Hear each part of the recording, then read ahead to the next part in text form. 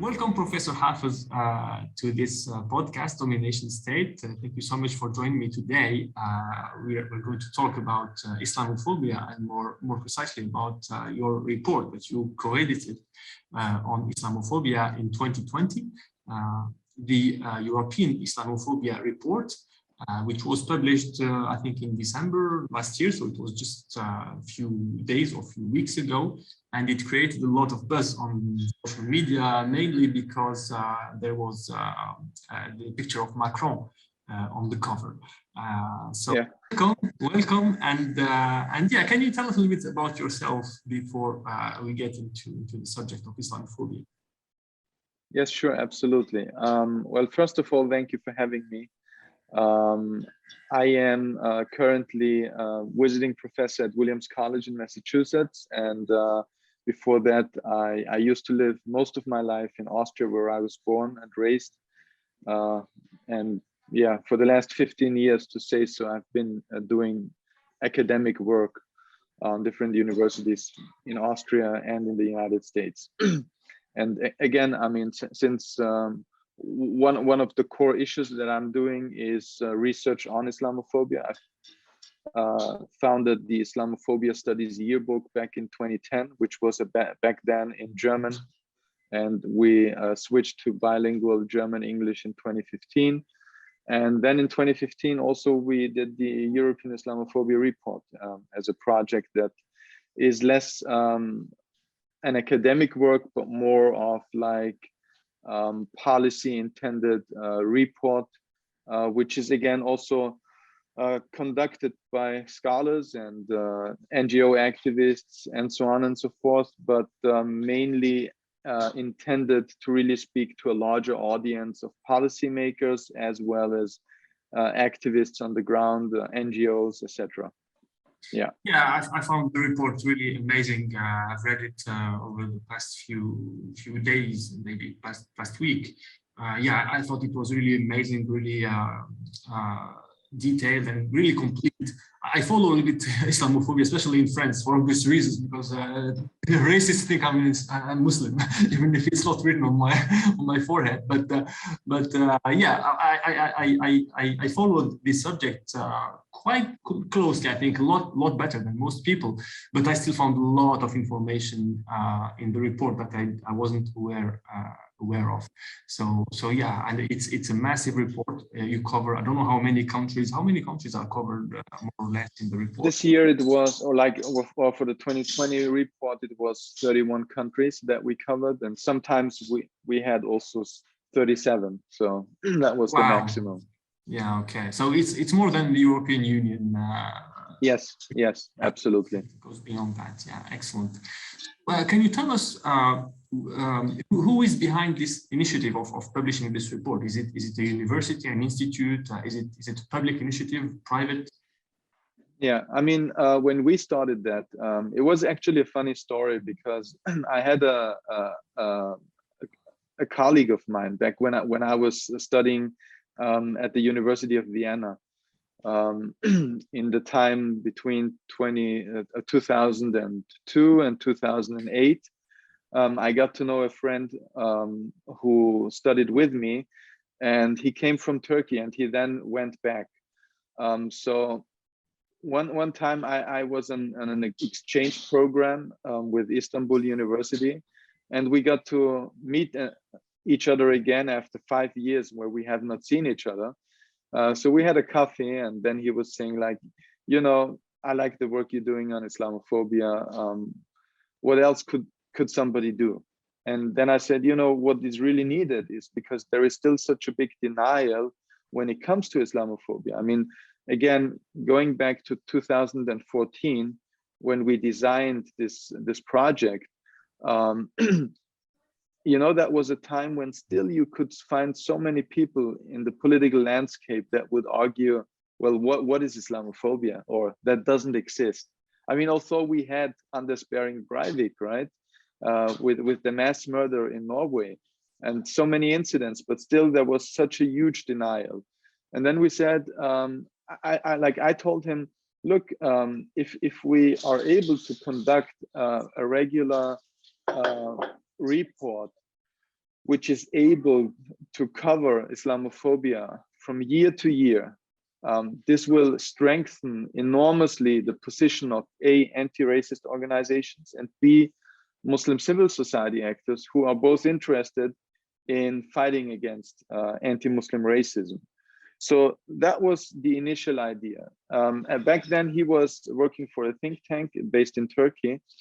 So I asked him if he could ask the directors there if they would be interested in supporting this. And what happened was he took a heavy time. I think it took him more than half a year to convince them, but he finally succeeded. So that's why we ended up in the first 5 years to have this report being published by them. It was financed by different sources, also the European Union.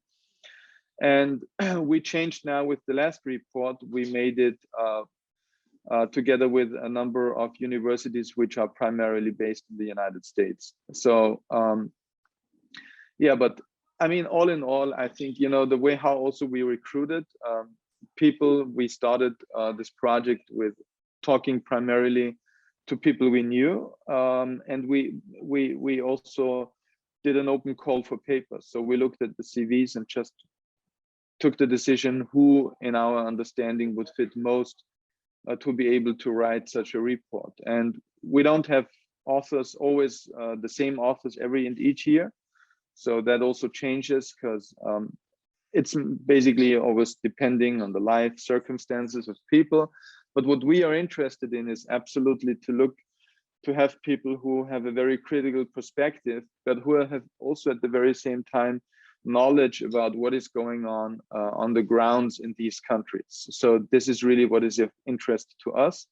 And I think it has been a very successful project so far. I mean, looking at the reception in policy circles and the European level, but also the academic world, it is very well received. And back then, one of the revolutionary things that we did was also that we covered for the first time in the whole discussion about Islamophobia, Eastern European countries. If you look to the discussion up until 2014, the discussion was primarily, if not solely, about Western Europe. So bringing into the discussion countries where you nearly have no Muslim population, like Hungary, Czechia, Slovakia, these countries, that was quite new to the debate.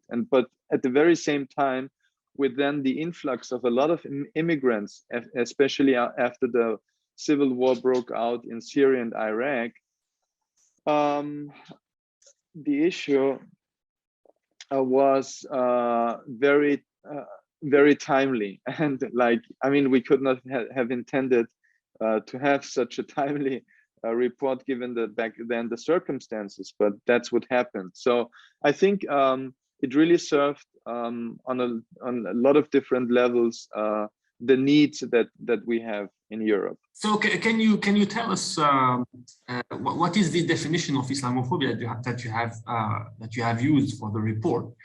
Because you said it has been accepted relatively recently as like a phenomenon or something that is real. I suspect there's still some discrepancies in understandings and everything. But which definition did you retain for the report? Well, I mean, we have what we call a working definition of Islamophobia. So what we mean by that is that it's not a static definition, but what is central to our understanding of Islamophobia is, I mean, we use Islamophobia because it's the notion that is most well known in the public sphere on a global level. We mean basically by it anti-Muslim racism. And what we mean by Islamophobia or anti-Muslim racism, two terminologies that we use as synonymously, is that Islamophobia is about a dominant group of people that aim at seizing, stabilizing, and widening their power by means of defining a scapegoat, be it real or invented, and excluding the scapegoat from the resources, the rights, the definition of the constructed community of who we are, in that term sense, the nation states. So our understanding of Islamophobia is very much about questions of power, and also related to questions of class and gender, which defines how Islamophobia operates. Because also in a lot of European countries, especially in Western European countries, larger populations of Muslims are also the working class poor, right? So all of these are dimensions that play into the way how Islamophobia develops. I really like this definition of Islamophobia because it's very political. It's about power dynamics, and it's exclusionary, which is the one of the characteristics of like toxic ideologies. They always themselves in confrontation with somebody else. Generally it's just to keep the focus on that group, which is always stigmatized, while those people keep on grabbing power, and then suddenly it turns into an authoritarian or maybe dictatorial state, right? But it's typical of racist and toxic ideologies in general. So how is this definition of Islamophobia understood across the countries that you have covered? Because, for instance, I was reading the section on Germany, and I came across the term Muslimophobia. So do they like understand the same thing as with Islamophobia, or are there still many differences like in each country? Well, I mean, first of all,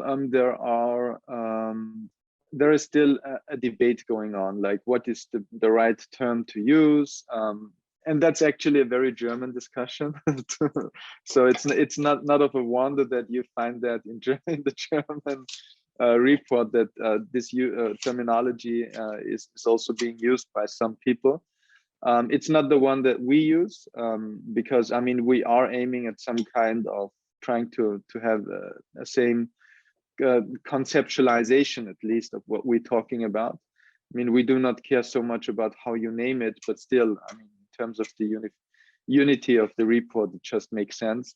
But for me, I think what is important, and that's why for us this working definition is important, is that we share the same understanding of what we mean when we speak about this, because at least you want to give the reader the ability to be able to verify what you're talking about, right? Still, I mean, that's still contested, especially, I mean, those who deny the very existence of Islamophobia, or let's say some people who position themselves as being liberal or leftist, and who do not want to see themselves being named alongside other people on the far right. They use this as trying to counteract your argument. but I mean, that will always happen, no matter what you say, how you call it, or what definition you use. Yeah, exactly. But I think it is gaining ground, and if you say it is being accepted among scholars, that's already a very good.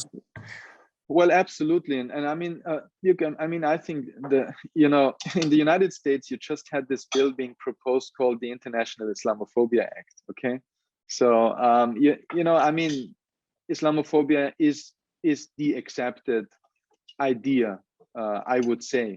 I mean, you have not only me as a person who has been founded the Islamophobia Studies Yearbook. You also have Islamophobia Studies Journal by UC Berkeley colleague Hatem Bazian. You have conferences happening every year, Islamophobia Studies conferences in different venues. You have workshops.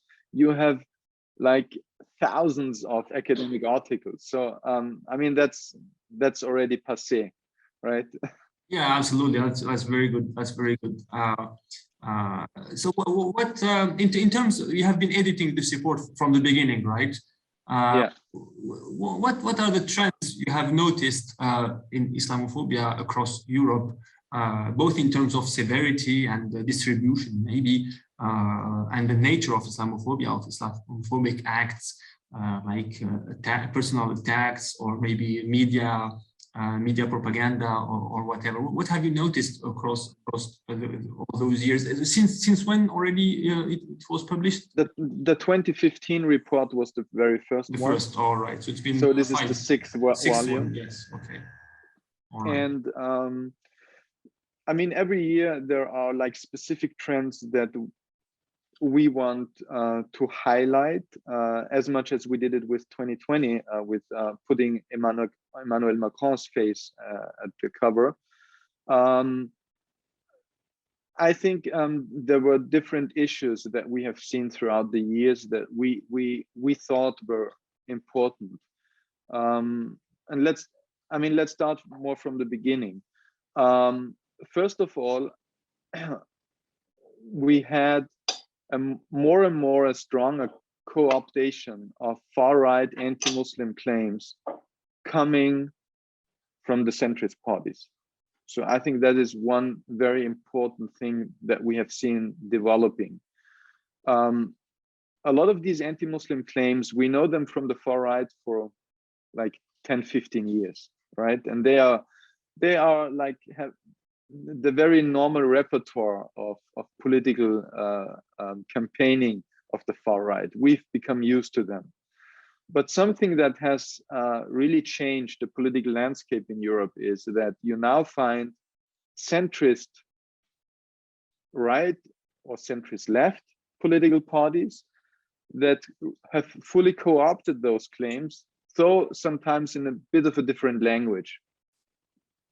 You know, let's say, for instance, even Macron, he says, well, we want to save the Muslims. We're doing this to create a French Islam. And in a way, it seems, you know, if you don't dig into it deeply, it seems like, oh, that sounds good. I mean, he's really not against Muslims, right?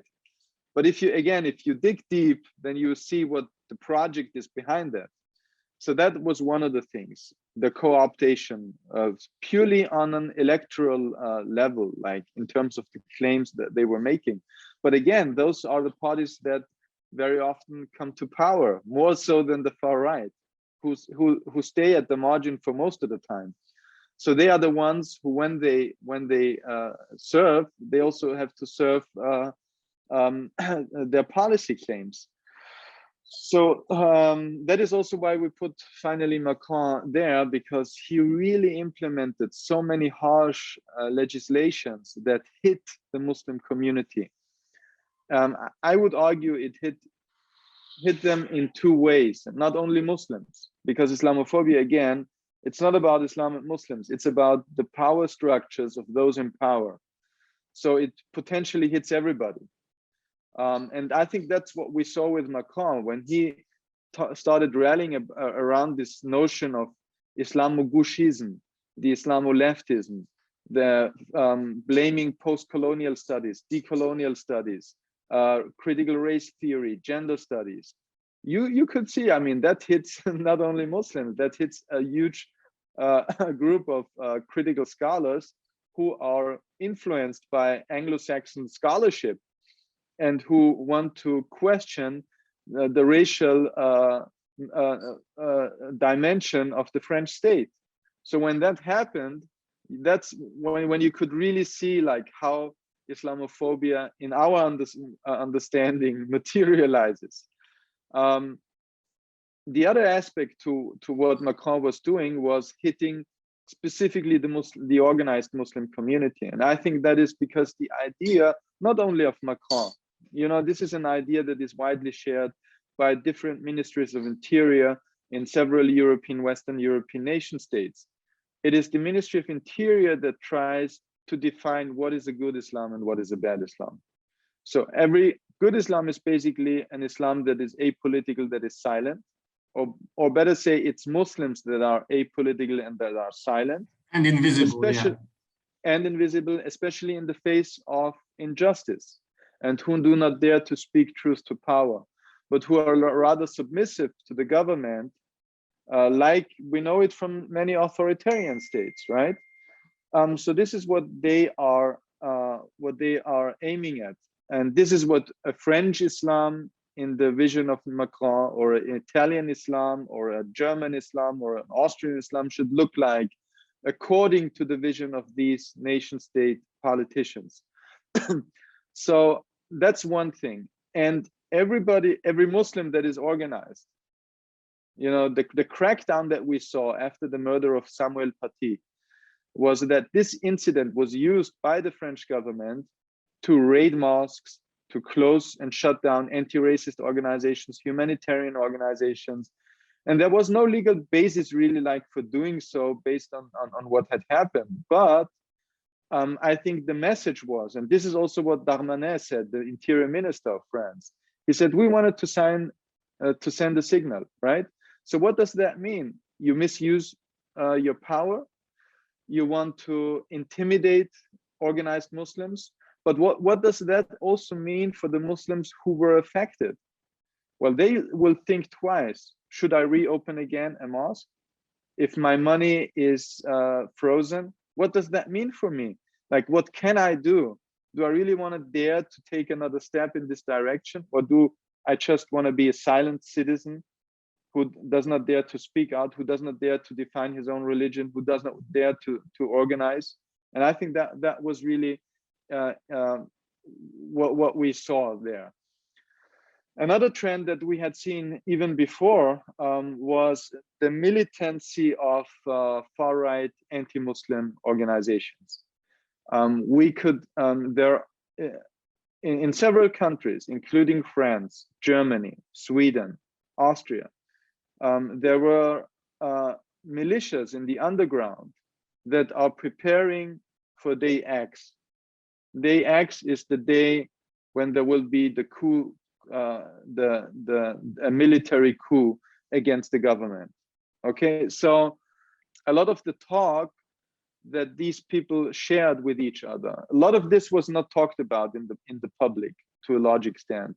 But when the media became aware of that, and we also included that in our report, we realized that they are very much akin to anti-Muslim discourse. So they are armed people. They are frightened that Europe will become an Islamized continent. They share these ideas of the great replacement theory, that the white Christian dominated continent will be reshaped by an Islamization that is ongoing because Jews and Muslims and the EU elite are conspiring against Europe. So these people are now armed, and they are trying to change the future and save Europe as they see it, right? So that poses a real threat to us. And this is what a lot of people were discussing when they speak about homegrown domestic terrorism, white terrorism, right? But that is again something I think that is really of important. And there was a momentum when I think a lot of policymakers understood the threat, and that was when they themselves were attacked. We had political murders of mainstream politicians, from the Walter Lübcke, for instance, from the Christian Democratic Union in Germany, a governing party for 16 years, right? He was shot in his balcony in his private home. There were several incidents that I think allured the people that there is really a threat going on here. So that was also one of the more critical observations that we had. Yeah. Yeah, those were excellent points, really. And yeah, Macron was portraying himself as being not from the left, not from the right. And sometimes he even said, I'm from the left and from the right. but yeah, obviously this was all demagogical, and it was just about, you know, gathering as many votes as possible of people who were like lost sheep, really, and didn't know who to vote anymore, who previously voted for the left if they were felt more like leftist, or for the right if they were more like right wing. But there wasn't really how to say a legitimate agenda of these political parties. It was just about basically making empty promises always. So Macron came up as like a savior for these people, and to some extent he gathered enough votes to become president with the help of the media, and yeah. Indeed, I follow France maybe more than other countries in Europe because I've lived there for some time, so I know it quite well. And yeah, there was a massive turn, like far right turn in the establishment since Macron came to power. And when I say establishment, it means also the media, mainstream media, especially media which are held by billionaires. Including who is an arms dealer. So and yeah, and indeed, while these people designate and stigmatize Muslims, at the same time they're promoting far-right groups and dangerous groups. And even in France, in the last 2 years, they've been dismantling so many far-right groups which have been arming themselves. That they kind of are realizing that this is the real threat, actually, and yeah, but the official discourse is still about Muslims, though, because it pays off, right? It pays off to stigmatize Muslims, probably for historical reasons, right? Do you see a link between like what's happening today and like the colonial history and imperial history of all these countries? Absolutely. I mean, maybe just to add one other dimension to this question of why they are doing it, because yes, it pays off in the electoral game. Definitely, I fully agree. But I think there is also a strategy behind these policies that are emanating from the ministries of interior. And I think the idea is, given that, first of all, Muslims in Western Europe are growing in number, and especially what is important, they will even grow larger. Okay, so all the scholars who work on the development of the populations in Europe, in different countries, when they do such kind of investigations and research, they see that the number of Muslims in countries like France, which has an estimated 8% at the moment, will grow up to maybe 25% in the next 2.5 decades. So what does that mean? It means that the governments must, given that there is a lack of representation at the very same time, I mean, you don't have 8% of Muslims being in parliament in France, no matter what their political color might be. So, there is a big discrepancy here between the political leverage they have and the reality that they're living. So that will create a problem. And the question is, who will have the leadership over these Muslims? That's an important political question.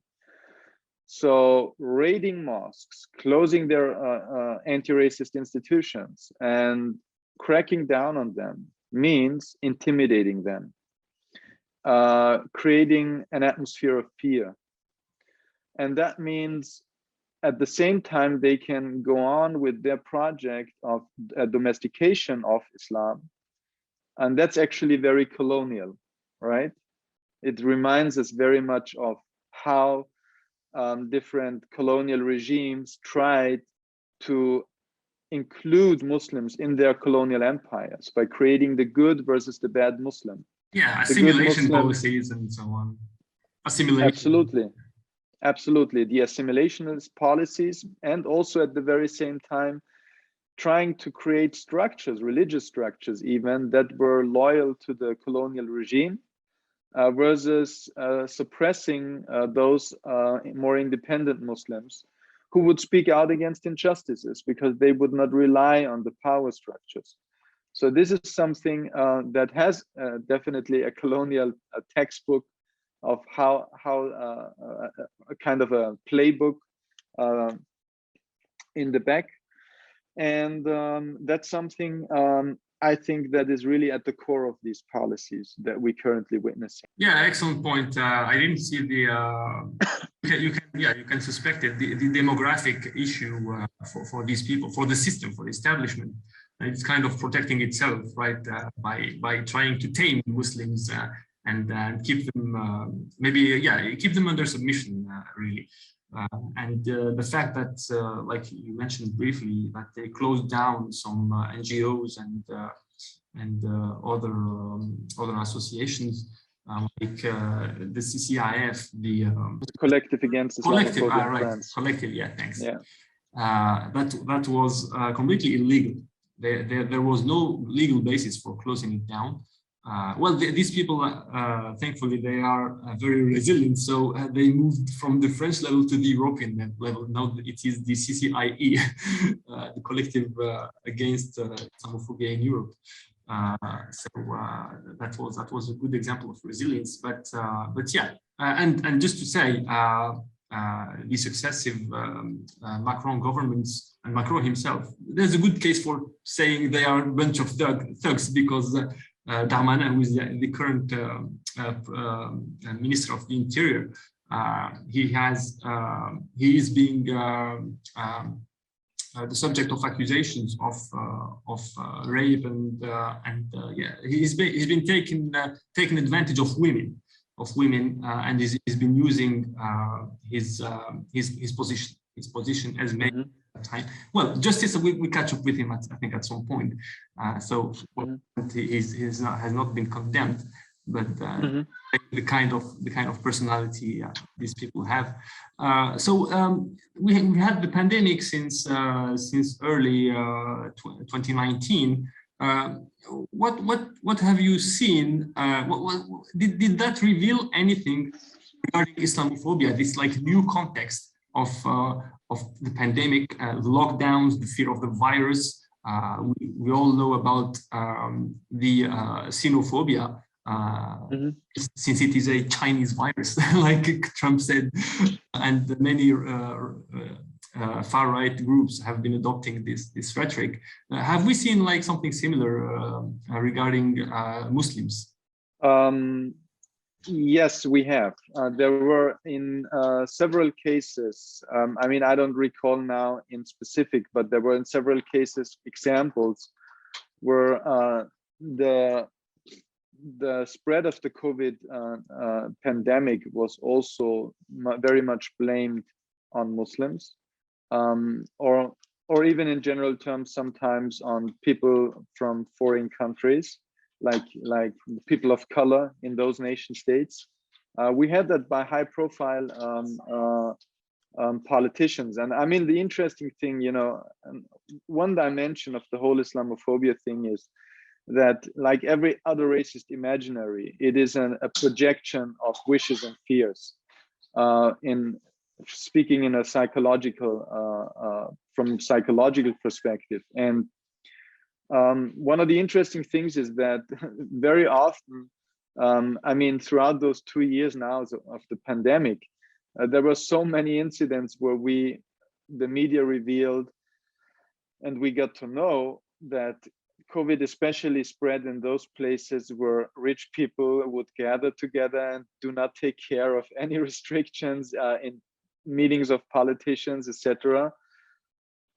But that's not what is called out. What is called out is like when people return from their summer vacation from their homelands, people from the Balkans in Austria, for instance, and then they come back, then they are accused for being responsible for the spread of COVID-19.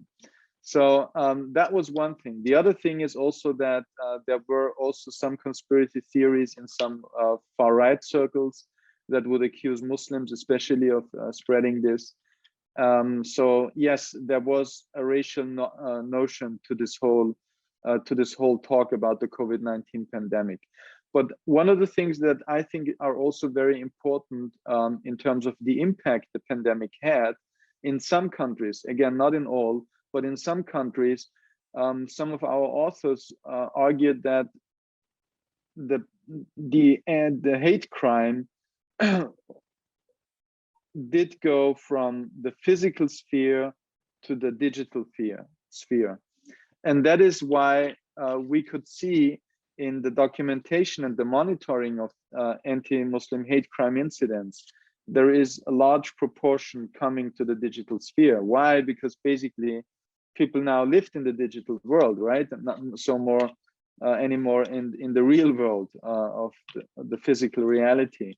Again, that's not the case for every country, but there was a trend into this direction. And I think, you know, given that we have with artificial intelligence anyway, a movement going on that a large part of our living will be transferred to the digital world. That's also something I think that we should keep in mind. And regarding the European Union, which doesn't cover the whole countries that you have covered in your report, it's just I think it's 27 countries now in the European Union. So, what is the EU's policy regarding with regard to Islamophobia? Do they have like an official position? Well, in the European Union, of course, you have the European Commission, you have the Parliament, you have some institutions which deal with racism and so on. But yeah, can you tell us a little bit more about the official position of the EU regarding Islamophobia and what they do about it? Yeah, I mean, first of all, I think there is too few of a reaction to what is going on. I mean, there is, let's say, there is in the European Commission, there is somebody in charge of anti-Semitism, but also in charge of anti-Muslim hate crime. The current position has not been filled since half a year, which also shows the reluctance of the current Commission in fighting this issue. Also, defining it as anti-Muslim hate crime is a very narrow field, right? Because hate crime is not what racism is all about. Racism is a structural thing. It's a bigger thing than hate crime only. Hate crime is only one smaller dimension, an important one, but still only one dimension of anti-Muslim racism. So that's already like from the beginning, some problematic aspect to that. The other thing is, I would say, yes, I mean, the Fundamental Rights Agency as the primary human rights body of the European Union does some work on research on Islamophobia. Once in a while, every few years, you have a report coming from them, and I think that's important. But the question is, what is done in political terms? So, for instance, there is no resolution against Islamophobia. There is one against anti-Semitism. There is one against anti-Gypsyism, but there is no one against Islamophobia. So you see that they are always a step behind when it comes to these issues. And again, I think, you know, one of the reasons is because Muslims lack representation, political representation, and people who care about them, you know, and as long as you're not in the game, the others play the game without you. I mean, it's so simple, right? On the other side, when it comes to the court decisions, when we speak about the hijab, for instance, are not always very, I mean, they serve different interests. And I think that's the case in general, whenever it comes to the European Court of Human Rights. They do respect, which is obviously larger than the European Union, but still affects most of the countries. They very much rely on the state-church relations of the respective country. So they are not really the place where you fight for the human rights, as in the case of religious freedom. So the signals they send to the nation states are, in most of the cases, supporting the nation states in their outlook of how to regulate religious issues on a domestic level. All right. Yeah. Well, if they give some leeway to the member states and well, the countries which they cover, obviously it's not going to help too much, because the dominant ideology is not pro-Muslim at all. Quite the contrary. Yeah. So still, yeah. At the same time, I mean, on a domestic level, you find it in various nation states, and especially the one that I come from, Austria.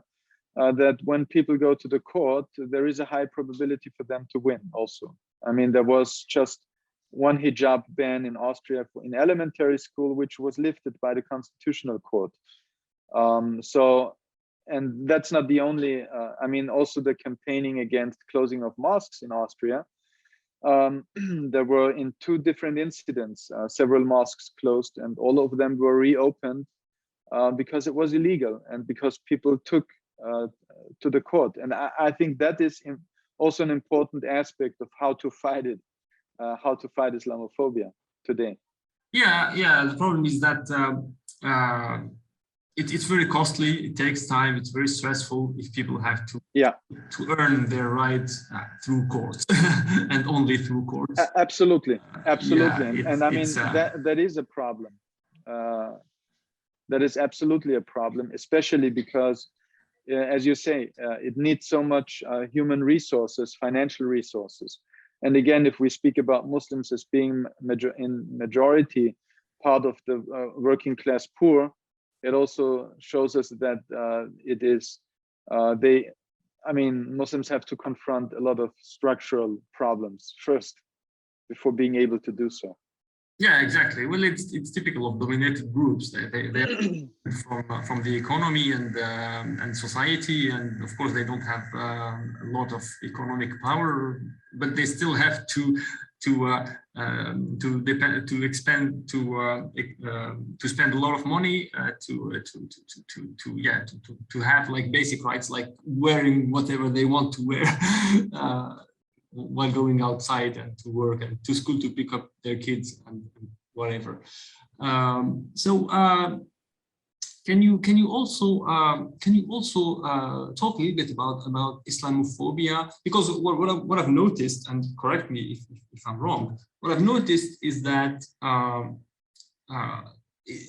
it's like there is racism and there is racism. And racism is like it's bad, but we tolerate it to some extent. And there is racism, which is generally anti-Semitism, which it's absolutely bad and zero tolerance for that.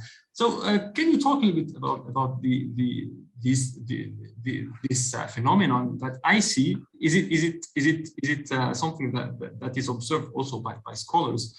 Well, I think your observation is absolutely true. And obviously, after 1945, anti-Semitism is being seen as disgusted and a no-go in the political arena, especially. And this consensus has even grown more with, especially in those countries that have semi-authoritarian leaders in Western Europe. And where also the affiliation is kind of supporting them to publicly say we are against anti-Semitism, so they are deeply anti-Semitic still. And I think one of the important aspects here is that when we speak about Islamophobia, the racism that Muslims are confronted with is a racism that is very much widely accepted. And the reason for that is because as much as there was a Jewish question 100 years ago, today people think there is a real Muslim question. But as many critical Jewish observers already said in the 1930s, the Jewish question was never a Jewish question. It was a German question from the very beginning. And therefore also the question that is posed in different European nation states is not so much a Muslim question, but it is first and foremost an Austrian, French, German, Italian, whatever question. So I think that explains to a large extent why today we can have that kind of racist talk.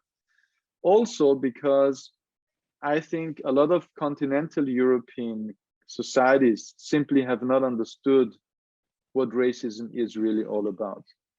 You know, with the erasure of the notion of race from the vocabulary of everyday language, there is also this idea that racism does not exist because we don't talk anymore about races. You know, some scholars then in the 90s started speaking about cultural racism in the way that culture becomes a kind of the notion that is used in order to not use the word race, but really mean it. But what we find when we speak about anti-Muslim racism today is that it has become the hegemonic form of racism that is shared across different political factions, and is just becoming the new normal. Yeah, and absolutely. That's where we are. Yeah, that's true. It reminds me of what French government, successive ones, especially the Macron governments, they have been saying that race doesn't exist indeed, and that's why they criticize like critical race theory and the colonial studies and so on.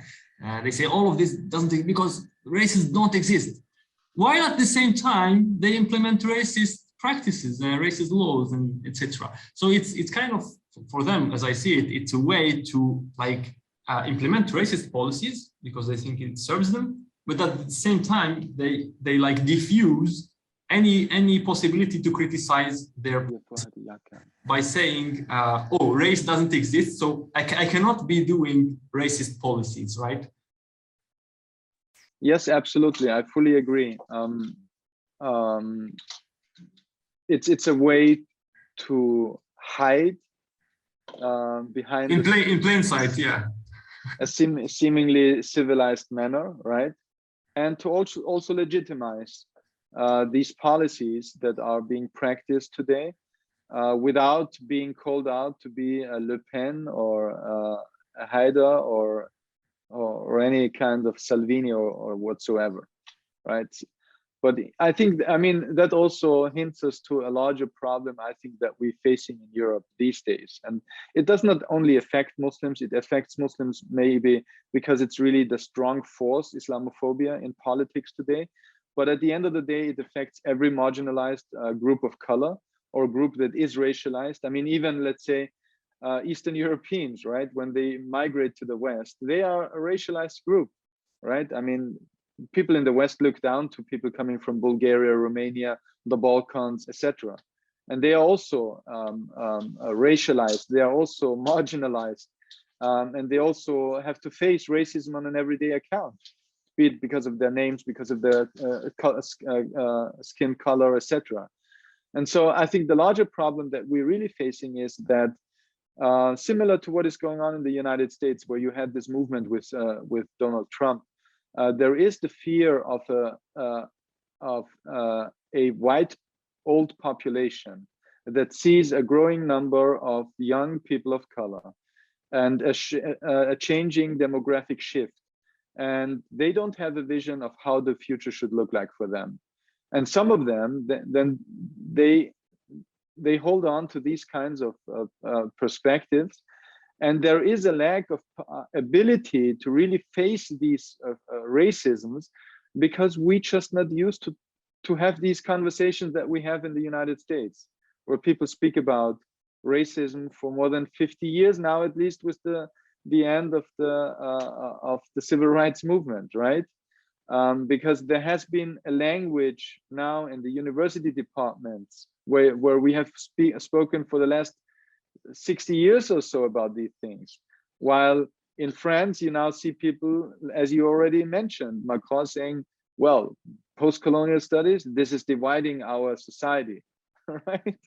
So that's the kind of reaction that you get from the white elite in power, because they are not up to this moment where they are able to really confront the racism that is at stake here.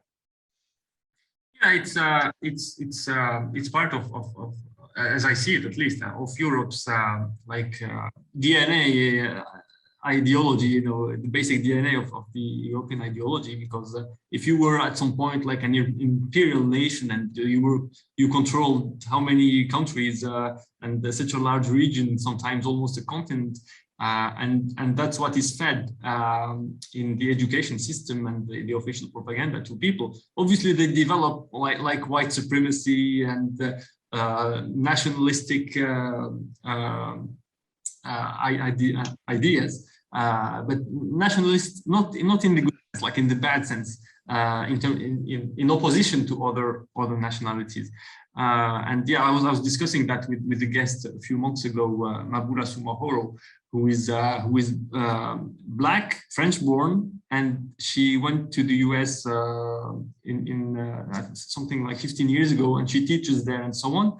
And that's where I think she did her PhD. But yeah, she was talking exactly about that, about the huge difference between how race is studied and talked about in the US, at least in the among scholars, and how in France, to the contrary, it is still archaic, and it is a non-subject, except for like a new generation of scholars now who talk about it.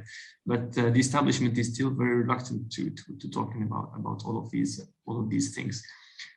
So would you like to add something, Professor Hafez, about I don't know, your report? What would you like to tell people who haven't read it yet? Well, I think, I mean, this report is primarily intended, as I said, for policymakers, civil society organization, and I think for any kind of people who want a more just society and a more just global world in which to live. So whoever listens to that and has not come across it before, I think it is important to consider Islamophobia as one of the struggles, in many struggles for more justice and against injustices that should be taken into consideration, that there has to be an alliance and the support of these marginalized Muslim groups and individuals living in Europe, and just not to lose sight out of this. So whoever hears that, I'm glad that there are more people thinking about it. Yeah, and I found the report really fantastic. It's very extensive, and yeah, even again, as I follow this issue quite closely, I've learned tons of stuff, and it's organized by country. It's people from those countries who have written a report of each country. Sometimes you have two authors for the same country, as is the case with the French segment. And yeah, I can only highly recommend everyone reads it. Anyway, thank you so much, Professor Hafez, for your time. And yeah, I guess good luck with your work, and looking forward for the 2021 report.